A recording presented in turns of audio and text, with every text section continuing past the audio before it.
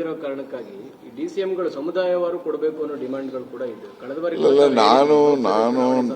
ನಾನು ಎಲ್ಲ ಸಂದರ್ಭದಲ್ಲೂ ಒಂದು ಕನ್ಸಿಸ್ಟೆಂಟ್ ಸ್ಟ್ಯಾಂಡ್ ಇದೆ ನಂದು. ಡಿಸಿಎಂಗಳು ಮಾಡುವಂತ ಕಾಲದಲ್ಲಿ ಬೇರೆ ಬೇರೆ ವರ್ಗಗಳು ಯಾವಿದಾವೆ, ಈಗ SC ಮೈನಾರಿಟಿ ಇರ್ಬೋದು, ಈಗ ಇವರು ಮೇಜರ್ ಕಮ್ಯುನಿಟಿಗಳಿಂದ ಒಂದು ಬ್ಯಾಕೋ ಕ್ಲಾಸ್, ಈಗೆಲ್ಲ ಶೆಡ್ಯೂಲ್ ಕಾಸ್ಟ್ ಕೊಟ್ಟಿದ್ದಾರೆ. ಒಂದು ಬ್ಯಾಕೋ ಕ್ಲಾಸಸ್ಗೆ, ಒಂದು ಶೆಡ್ಯೂಲ್ ಕಾಸ್ಟ್ಗೆ, ಒಂದು ಮೈನಾರಿಟಿಗೆ ಕೊಡಬೇಕು ಅನ್ನೋದು ಮೊದಲಿಂದನೂ ವಾದ ಇದೆ. ಇವತ್ತು ಆ ವಾದಕ್ಕೆ ನಾನು ಬದ್ಧ ಇದ್ದೇನೆ. ನಾನು ಇಲ್ವೇ ಇಲ್ವಲ್ಲ, ನಾನು ರೇಸಲ್ಲೂ ಇಲ್ಲ, ನಾನು ಕೇಳೂ ಇಲ್ಲಲ್ಲ.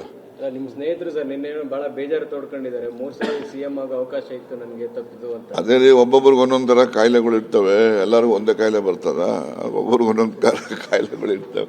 ಇಲ್ಲೇ ಅದು ಅವ್ರು ಹೇಳಿರ್ತಕ್ಕಂಥ ಬೇಸರದಿಂದ ಹೇಳಿದ್ದಾರೆ. ನಂದು ಕೂಡ ಸಹಮತ ಇದೆ. ನಾನು ಹೇಳೋದಲ್ಲ, 2013 ಅವ್ರು ಗೆದ್ದಿದ್ರೆ ಅವರೇ ಮುಖ್ಯಮಂತ್ರಿ ಆಗ್ತಾ ಇದ್ರು. ಗೆಲ್ಲಿಲ್ಲ, ಅದಕ್ಕೆ ಏನ್ ಮಾಡಕ್ಕಾಗ್ತದೆ? DK ಶಿವಕುಮಾರ್ ಅವರಿಗೆ ಇವಾಗ ಸಾಕಷ್ಟು ಸವಾಲು. ಒಂದ್ ಕಡೆ ಎಲೆಕ್ಷನ್ ನಡೆಸಬೇಕು, ಇವಾಗ GB ಎಲೆಕ್ಷನ್ ಇದೆ, ಮುಂದೆ 28ರ ಎಲೆಕ್ಷನ್ ಇದೆ. ಈಗೆಲ್ಲ ಈಗ ಚುನಾವಣೆಗಳ ಸರದಿ ಸಾಲು ಸಾಲು ಬರ್ತಾ ಇದ್ದಾವೆ.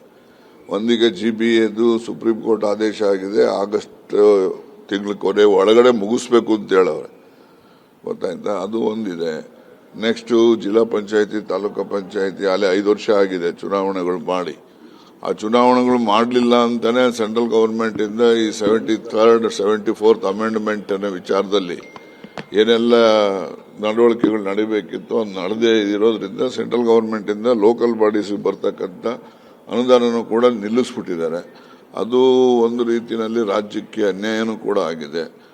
ಅದರಿಂದ ನಾನು ಒತ್ತಾಯ ಮೊದಲಿಂದನೂ ಮಾಡ್ತಾ ಇದ್ದೀನಿ, ಸ್ಥಳೀಯ ಸಂಸ್ಥೆ ಚುನಾವಣೆಗಳು as and when they are due ನಾವು ಮಾಡಿಬಿಡ್ಬೇಕು.